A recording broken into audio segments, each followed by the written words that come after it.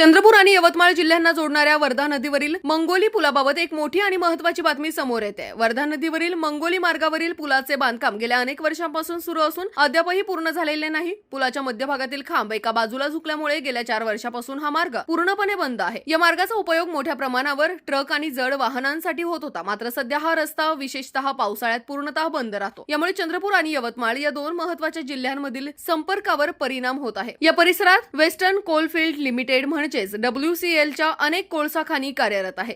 मंगोली, पैनगंगा, कोलगाव, साकरा या भागांमध्ये मोठ्या प्रमाणावर कोळसा उत्पादन होत असून पैनगंगा ही WCL ची एक मोठी खाण मानली जाते। या सर्व खाणींमधून हजारो ट्रकद्वारे लाखो टन कोळसा घुगुस येथील रेल्वे साइडिंग पर्यंत 24 तास वाहतूक केला जातो। मात्र पूल बंद असल्यामुळे या वाहतुकीवर मोठा परिणाम होतोय। तसेच या मार्गावरून WCL चे हजारो कामगार दररोज खाणींमध्ये ये-जा करतात। कैलासनगर येथील WCL कॉलनीसह मंगोली, साकरा, कोलगाव, जुगात, माथोली, सिंदोला, कोरपना, वानसडी, गडचांदूर, वेडाबाई, मोहदा आणि तेलंगणातील आदिलाबाद या भागातील नागरिकांचा दैनंदिन प्रवास याच मार्गावर अवलंबून आहे। दरम्यान WCL कडून नदीच्या प्रवाहावर तात्पुरत्या कच्च्या पुलाची उभारणी करण्यात आली होती, मात्र हा पूल केवळ 6 महिन्यांसाठीच उपयोगी ठरतो। यावर्षी तर नदीच्या पर्यायी मार्ग देखील तयार करण्यात आलेला नाही। त्यामुळे नागरिकांना सध्या 25 किलोमीटरचा मोठा वळसा घालून प्रवास करावा लागत आहे, ज्यामुळे वेळ आणि इंधनाचा मोठा अपव्यय होत असून नागरिकांना प्रचंड त्रास सहन करावा लागतोय। या पार्श्वभूमीवर सामाजिक कार्यकर्ते इबादुल सिद्दीकी यांनी पुलाचे बांधकाम तातडीने पूर्ण करण्याची मागणी केली आहे। तसेच या संदर्भात राज्याचे मुख्यमंत्री देवेंद्र फडणवीस आणि उपमुख्यमंत्री सुनेत्रा अजित पवार यांना निवेदन देण्यात आलंय।